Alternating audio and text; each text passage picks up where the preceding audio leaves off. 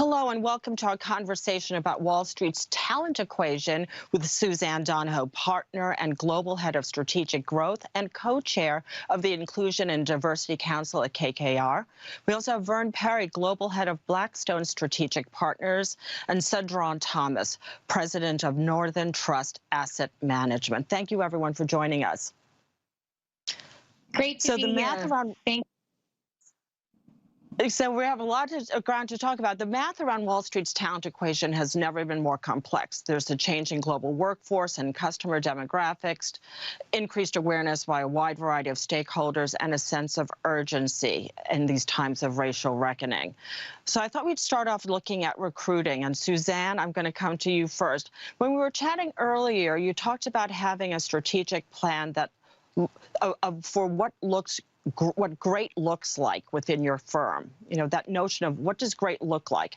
How does KKR actually build that into its recruiting efforts? It's a great question. So thank you for that. I would say that we've been on the diversity and inclusion journey for quite a number of years at KKR. And I think one of the things we figured out is anything that's built to last is something that takes time, takes planning, and takes a long-term commitment. So one of the things that we've really done is focused our efforts, whether it's on recruitment or actually on retention or promotion and development of our colleagues, to be a multi-year journey and to be one that we're consistently measuring progress on and thinking creatively about how we can better address the representation challenges that we may face currently in our firm and really make our workplace a super attractive place for all different types of professionals. So, Shundrawn, I want to pick up there with the notion of who's doing this work. If you want a diverse workforce, how important is it that the people who are doing the recruiting and partner organizations, that they are diverse as well? Does that matter? Well, I think it matters, but and what I would say, I would extend it beyond that. One, when we think about our strategy and the execution of that, the recruitment effort is not just by professionals in HR. The recruitment effort has to be part and parcel with those who are on the line. And it's absolutely the case that not only our HR professionals or those who are responsible for that staff function need to reflect the community, the broad and diverse community we're trying to recruit, but also our aligned partners and especially our leadership. And so we start at the top such that what we're trying to do and what we're trying to reproduce is reflected by, in a sense, the ambassadors that we send out.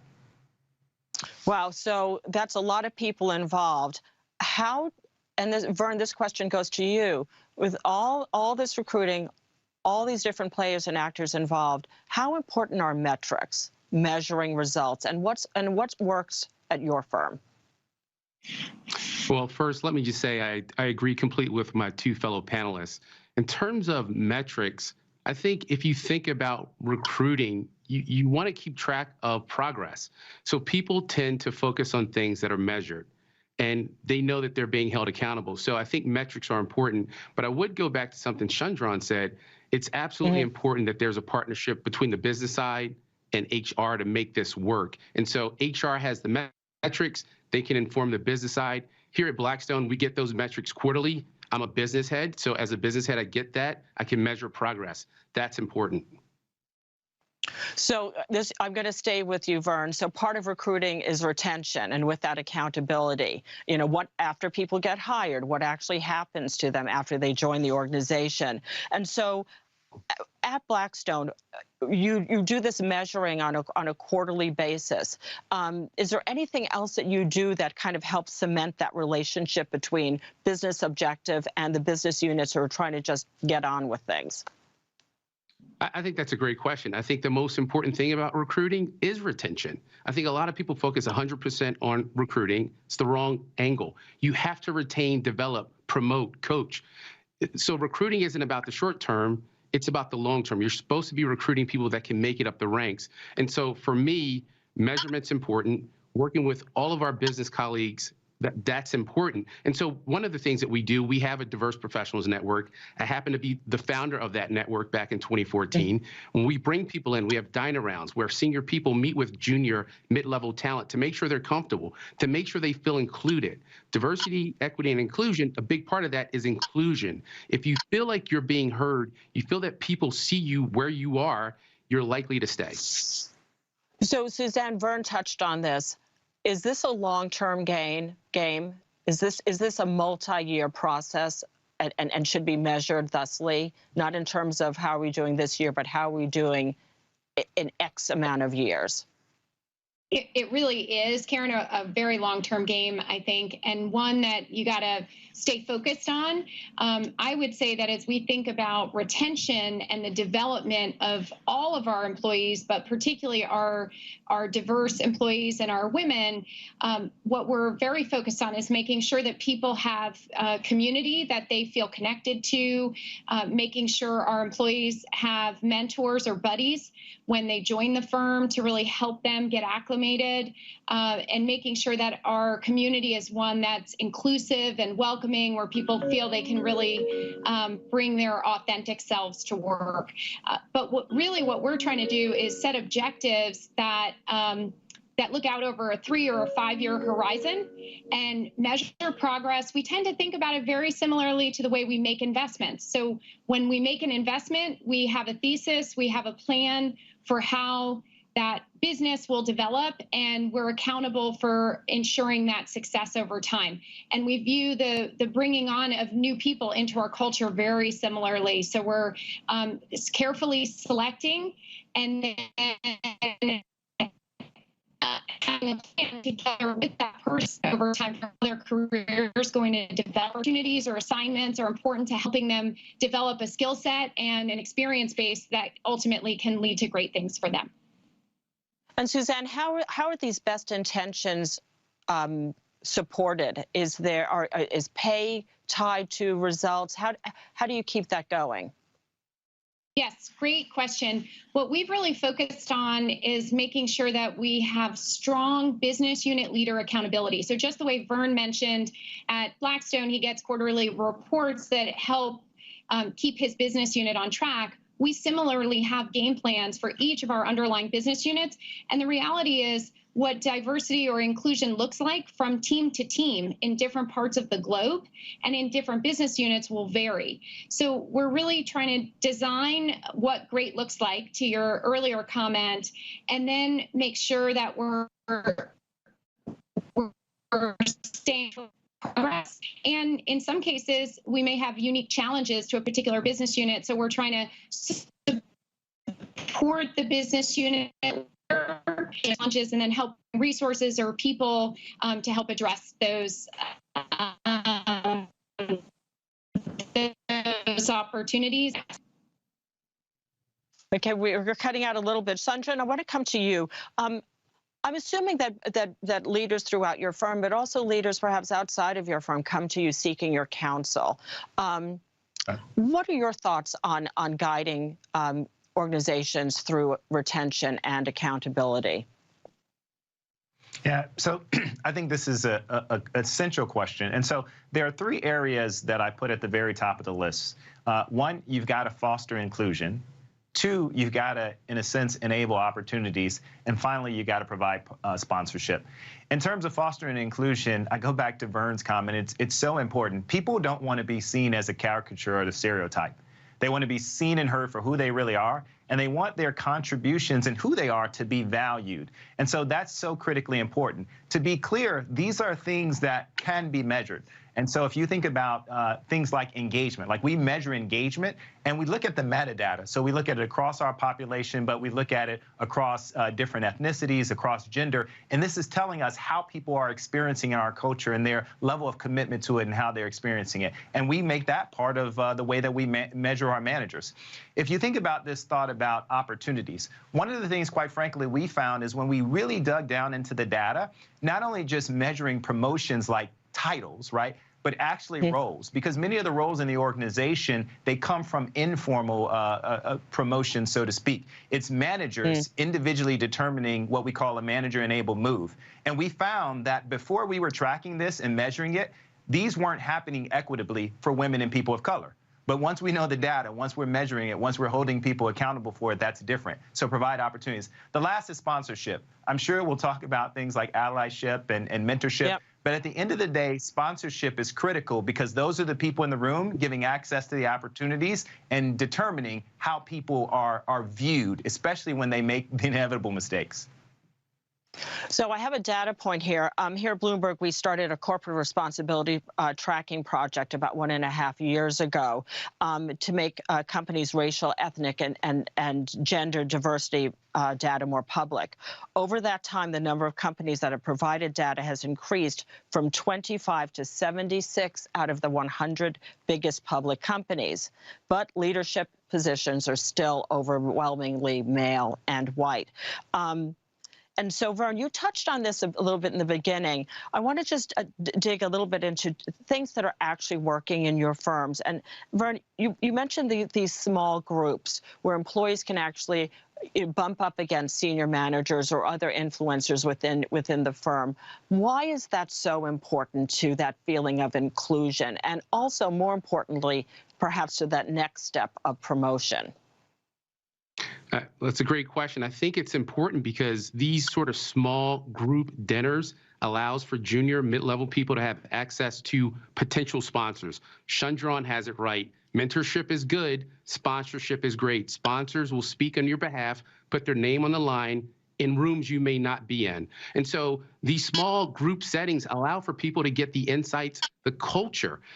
Everything that we're talking about should permeate culture. It's not just about a list that we check off or being held accountable during a review or 360. It's about the culture. So this is about the culture. And here at Blackstone, it's important for us to give folks a sense of what senior leadership is thinking. It's not just that, it's programming, having successful people of color, having women come in and tell our people why they were successful, the pitfalls they avoided or didn't avoid. So having that sort of connectivity is critical.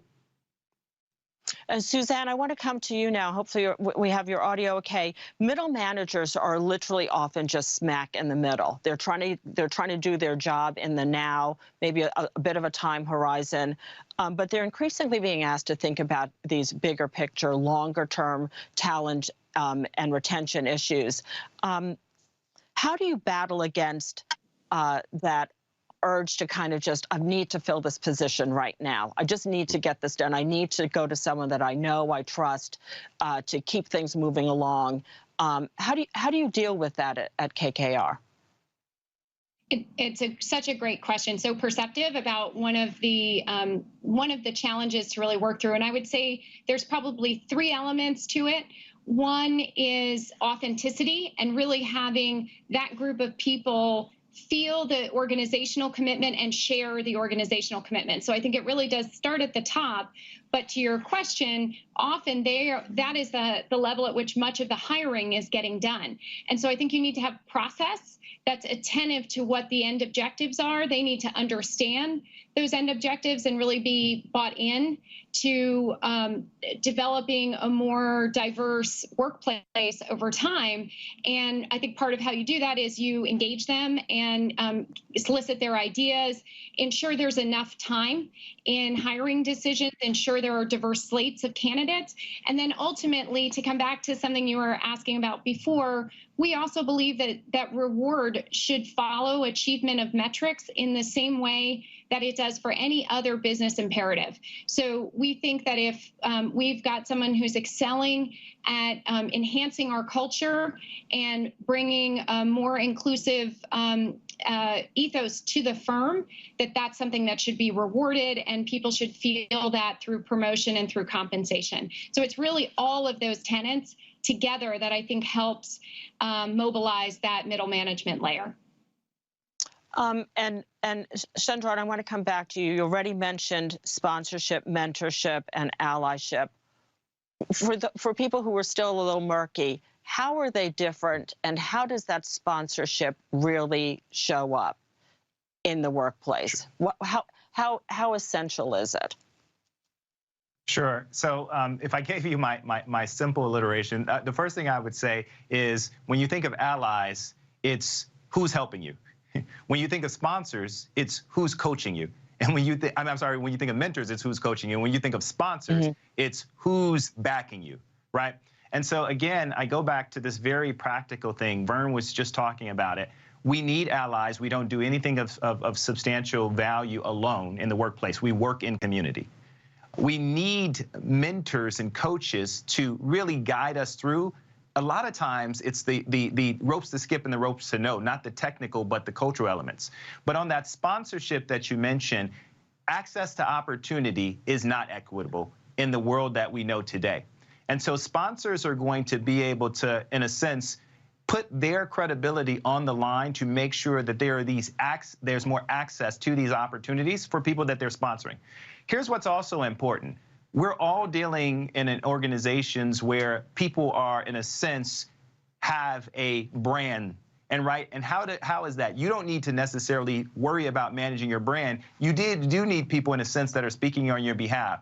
And so those people who understand who you are, what you're contributing, and again, I point this out, we'll all make mistakes. Are they stumbling blocks or are they stepping stones? Sponsors affect that materially. And that's why I think it's such an important thing for us to focus on. The last thing I would say, every single one of us as leaders in organizations has an affirmative responsibility to provide sponsorship for people in the organization. And how does that sponsorship happen? Does it need to be a formal relationship? Is there a team of people who says, these are our high flyers, potential high flyers within our organization. Let's make sure that they have a sponsor and that their sponsor is actually doing the role that that sponsor should be doing. How does that work? I'll put that to Vern.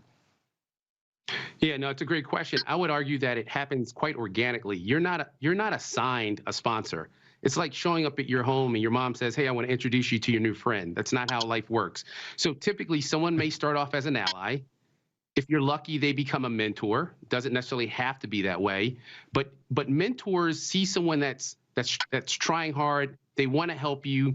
And so excellence begets mentors. And so, but over time, it has to be it can't be assigned. And so what I would say, a mentor could progress into a sponsor. It could be a client. It could be someone that you report to. But I would say that it has to be built based on trust, communication. But again, it has to happen organically. You're not assigned a sponsor. But to play devil's advocate, Suzanne, theoretically in a very large organization, there may be someone who is extremely talented, who is spot on for that next stage of the company, someone who's really going to drive the culture and as importantly, drive the business. But they may not be the type of person who garners just naturally a lot of attention. How do they not slip through the cracks? Who's paying attention then?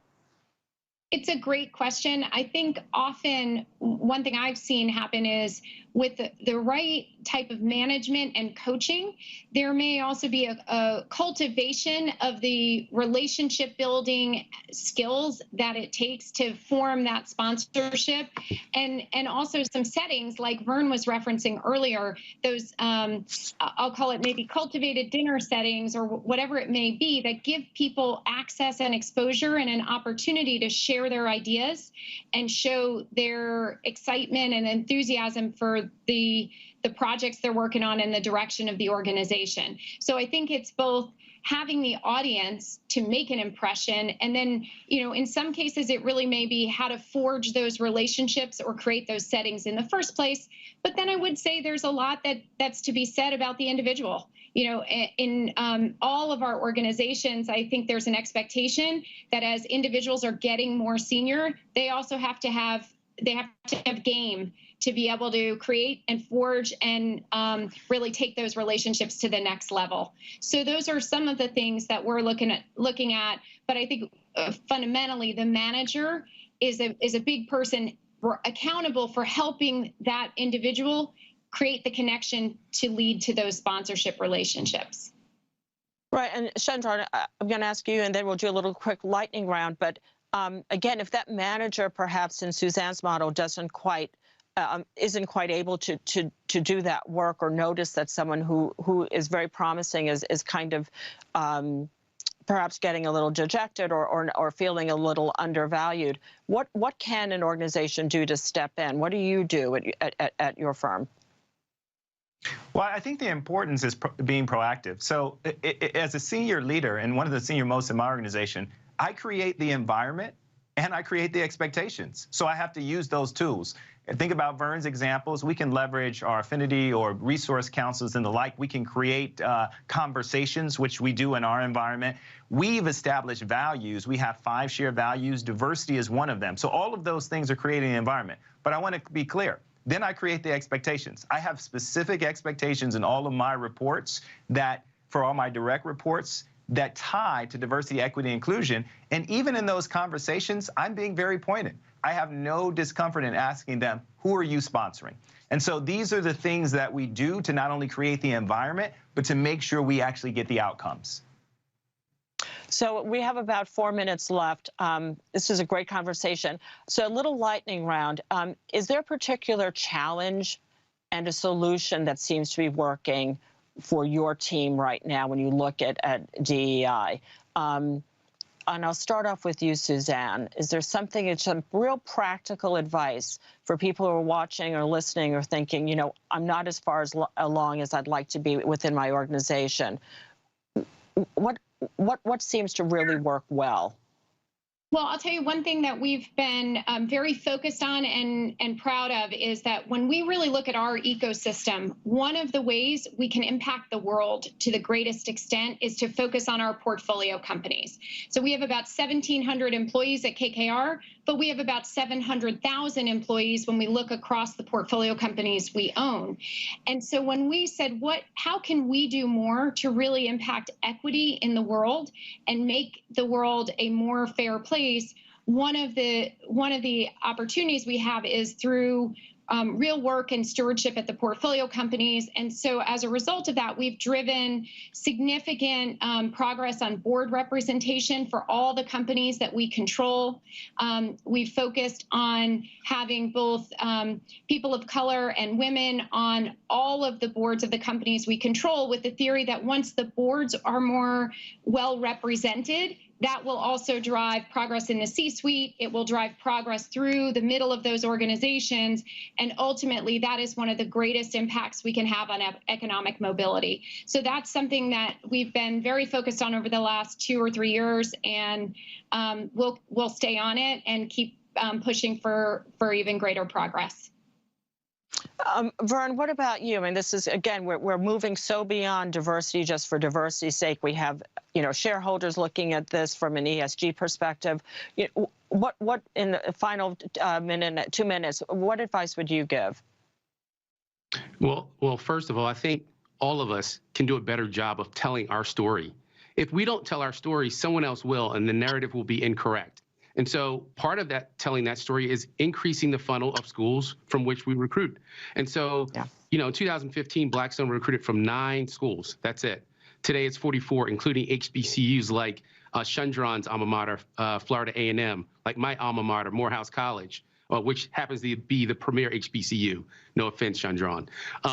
So, you know, look, we have to do a better job of telling our story. So not just people, not just our clients, people in our industry know what we do for the economy, for the companies in which we invest. We have to do a better job of telling our story. If we do that, we're going to attract more talent. They're going to say, wait a second, I didn't know Shundrawn existed. I didn't know Vern Perry existed. If they're there, perhaps I can be there. Perhaps I can succeed. And so if we do that in a real way, we'll increase the funnel. We can take that raw talent that's out there, by the way. It's not a supply issue. It's partly a demand issue, partly a lack of exposure issue. So if we can do that, we'll do a great job. Once they get in the door, we have programs like future women leaders, future diverse leaders. There's so many things that we can do programmatically once they get in the door. And so, Shundrawn, you're going to be the final word here. Your good colleague from the proud nation of Morehouse suggested that we have to do a better job of telling our stories. How do you? What is that? What does that look like? Is that more town halls within companies, more events like this? How do you get your story out if that's important? If you see that as something that's essential? Yeah. as leaders, our voice is one of our most powerful tools. I would end with a thought on, for me, it's cascading accountability. I start with the transparency around the responsibilities that I have. I share that with all of the people throughout the organization. I'm proud to say that when I joined our executive management team, I was the only person that was diverse on that team. We had no women. Today, we have singularly, I believe, one of the most diverse teams in asset management. 2/3 of my direct reports are either women or ethnic minorities, and that's true for our expanded leadership team. If you look at where we recruit, who we do business with, and those are all things I'm accountable for. So we take that, we take it down each level, we make it specific and personal, and that's how we can drive real outcomes in what we do.